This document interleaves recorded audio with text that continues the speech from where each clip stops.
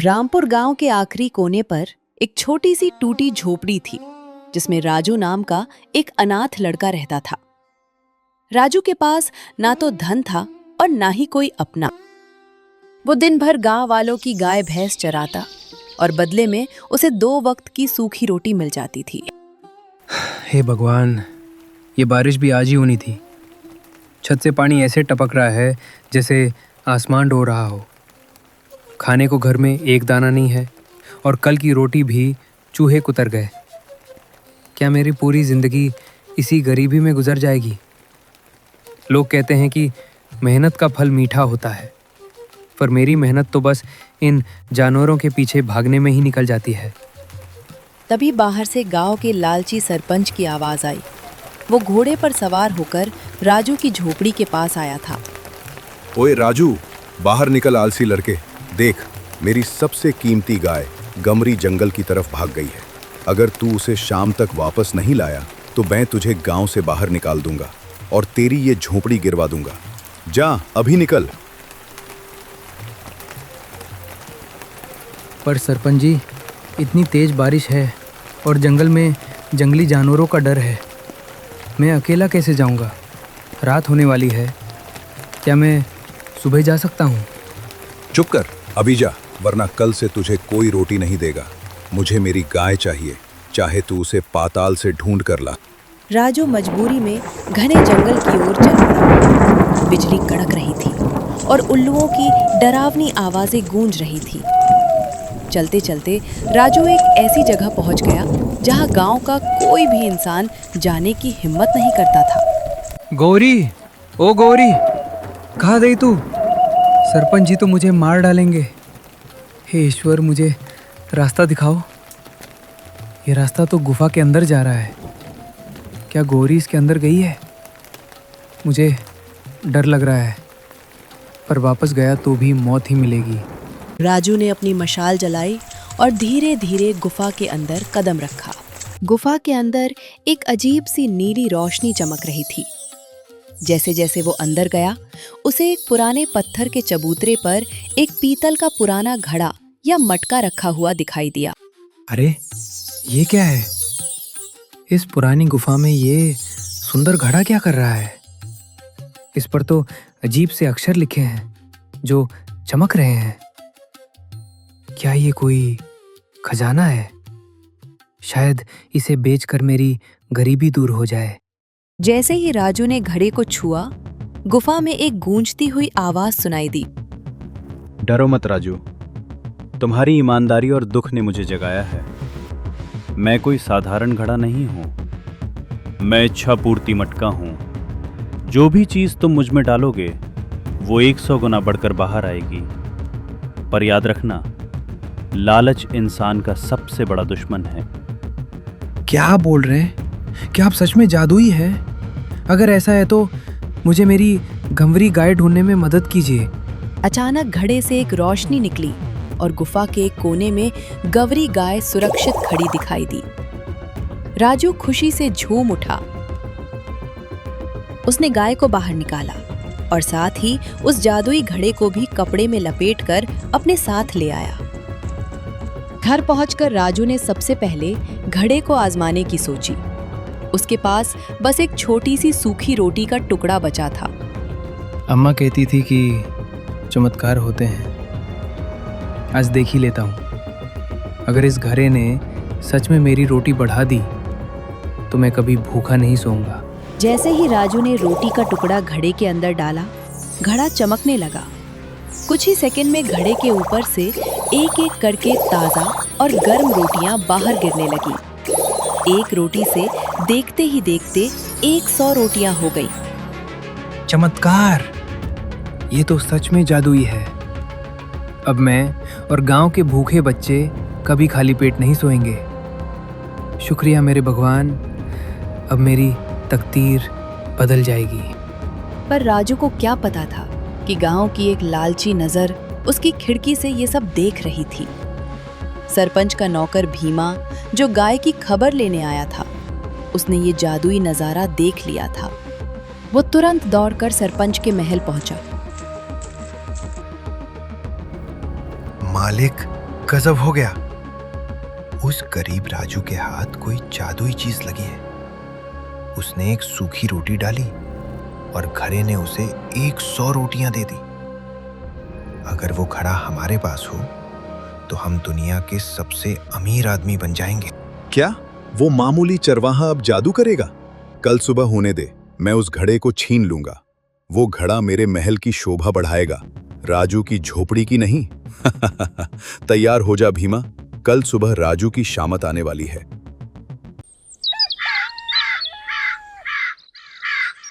राजू अपनी झोपड़ी में सुकून से सो रहा था, बेखबर कि उसके नए सुखों पर दुखों के बादल फिर से मंडराने वाले हैं।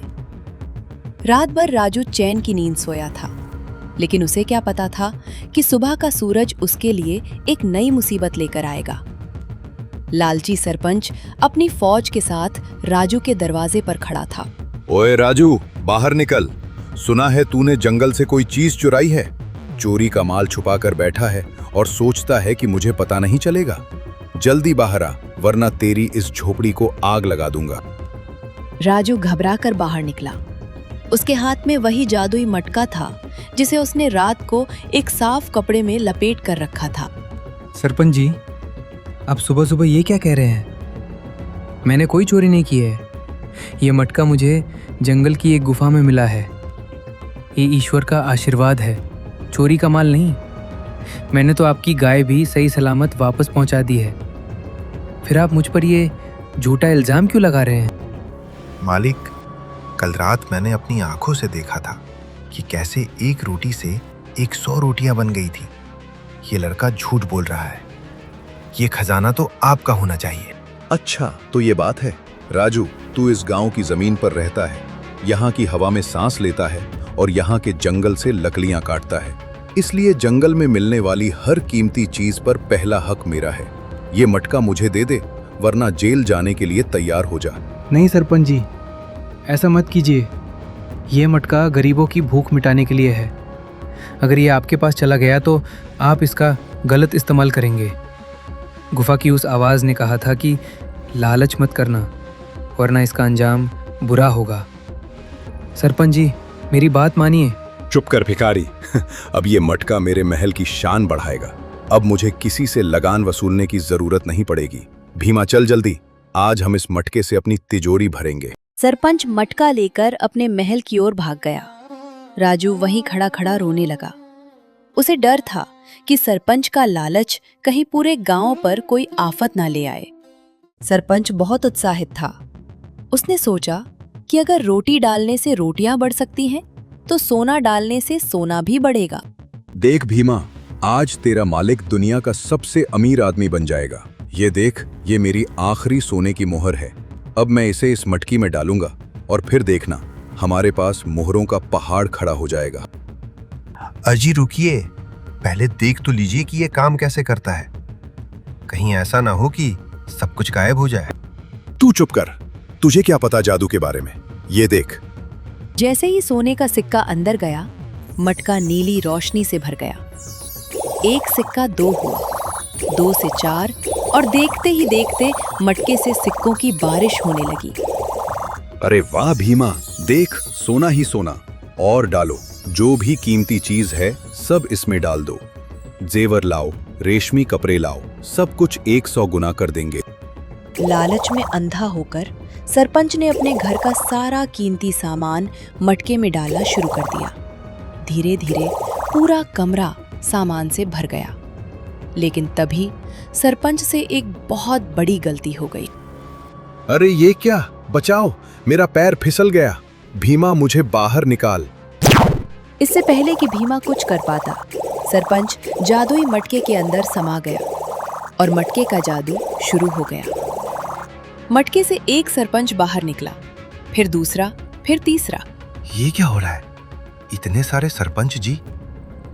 मालिक, आप कौन से वाले हैं? देखते ही देखते महल में 100 सरपंच खड़े हो गए। हर कोई चिल्ला रहा था कि वही असली सरपंच है और वही इस खजाने का मालिक है। ये मेरा महल है, तुम सब बाहर निकलो। नहीं, मैं असली हूं, तुम सब नकली हो। ये सोना मेरा है। 100 के 100 सरपंच आपस में लड़ने लगे। उन्होंने एक दूसरे के बाल खींचे, थप्पड़ मारे और पूरे महल में कोहराम मच गया। खजाना तो दूर, अब सरपंच को अपनी जान बचाना मुश्किल हो रहा था। मैंने कहा था कि लालच का अंजाम बुरा होता है। मटके ने सरपंच के लालच का आईना उन्हें दिखा दिया है। अब अगर ये 100 सरपंच गांव में आ गए तो ये सबको तबाह कर देंगे। मुझे कुछ करना होगा। मुझे उस गुफा में वापस जाना होगा और पूछना होगा कि इस जादू को कैसे रोका जाए। राजू फिर से उसी घने जंगल की ओर दौड़ा। उसे पता था कि केवल वही आवाज इस तबाही को रोक सकती है। हे जादुई शक्ति, मुझे माफ़ कर दीजिए। मैं उस मटके की रक्षा नहीं कर पाया। सरपंच ने उसे छीन लिया और अब गांव में अनर्थ हो रहा है। 100 लालची सरपंच आपस में लड़ रहे हैं। कृपा करके इस जादू को वापस ले लीजिए। मुझे वो मटका नहीं चाहिए। मैं अपनी गरीबी में ही खुश हूँ। बस मेरे गांव को बचा लीजिए। राजू, तुमने अपनी परीक्षा दे दी है। तुमने अपने सुख के बजाय गांव की शांति मांगी। जादू को रोका जा सकता है, पर इसके लिए तुम्हें एक बहुत बड़ा त्याग करना होगा। क्या तुम तैयार हो? हाँ, मैं कुछ भी करने को तैयार हूँ। बताइए मुझे क्या करना होगा। तुम्हें उस मटके को तोड़ना होगा, लेकिन याद रखना, जैसे ही मटका टूटेगा तुम्हें मिला हुआ सारा सुख, वो रोटियां, वो उम्मीदें सब गायब हो जाएंगी और तुम फिर से वही गरीब राजू बन जाओगे। क्या तुम फिर से गरीबी स्वीकार करने को तैयार हो? हाँ, मुझे मंजूर है। मुझे दूसरों के दुख की कीमत पर सुख नहीं चाहिए। तभी गुफा से एक चमकती हुई जादुई लाठी राजू के हाथ में आ गई। राजू उसे लेकर महल की ओर भागा। रुक जाओ राजू, इस मटके को हाथ मत लगाना, ये हमारा है। राजू ने किसी की नहीं सुनी। उसने अपनी पूरी ताकत से जादुई लाठी मटके पर दे मारी। जैसे ही राजू ने जादुई लाठी से उस मटके को तोड़ा, एक जोरदार धमाका हुआ और पूरा महल तेज रोशनी से भर गया। कुछ पलों के लिए ऐसा लगा जैसे वक्त रुक गया। जब रोशनी कम हुई तो राजू ने देखा कि महल का सारा सोना, चांदी और कीमती सामान गायब हो चुका था। और सबसे बड़ी बात, वो 100 नकली सरपंच भी हवा में धुएं की तरह उड़ गए थे। मेरा सिर, मैं कहाँ हूँ? वो सब कहाँ गए? मेरा सोना, मेरी मोहरे। राजू, तूने ये क्या किया? तूने मेरा सारा खजाना मिट्टी में मिला दिया। जी, वो खजाना आपका था ही नहीं, वरना आपकी लालच ने आपको कहीं का नहीं छोड़ा था। लल था जिसमें आप फंस चुके थे। अगर मैं ये मटका नहीं तोड़ता तो वो 100 सरपंच इस गांव को नरक बना देते। शुक्र मनाइए कि आप अकेले बचे हैं, वरना आपकी लालच ने आपको कहीं का नहीं छोड़ा था। महल की सारी सुख सुविधाएं गायब हो चुकी थी। सरपंच अब फिर से एक साधारण इंसान बन गया था, बल्कि उसका अहंकार टूटने के कारण वो पहले से भी गरीब महसूस कर रहा था। गांव वालों, मुझे माफ कर दो। मैंने अपनी शक्ति और पद का गलत इस्तेमाल किया। राजू ने आज मेरी जान भी बचाई और इस गांव को एक बड़ी तबाही से भी बचाया। मैं वादा करता हूं कि आज के बाद मैं कभी किसी गरीब का हक नहीं मारूंगा। राजू, तेरी झोपड़ी भले ही टूटी है, पर तेरा दिल इस गांव में सबसे बड़ा है। तो मैं फिर से वहीं आ गया जहां से शुरू किया था। पास में ना रोटी है और ना ही कोई जादुई मटका, पर आज मेरा मन बहुत तलका है। मैंने दूसरों की भलाई के लिए अपना सुख त्यागा है और यही मेरा सबसे बड़ा धन है। गौरी गाय सुरक्षित है और गांव में शांति है। मेरे लिए इतना ही काफी है। अचानक राजू के सामने वही रहस्यमयी आवाज फिर से गूंजी, पर इस बार वो डरावनी नहीं, बल्कि बहुत मधुर थी। राजू, तुमने साबित कर दिया कि निस्वार्थ सेवा और ईमानदारी से बड़ा कोई जादू नहीं है। तुमने अपनी परीक्षा के हर चरण को पार किया।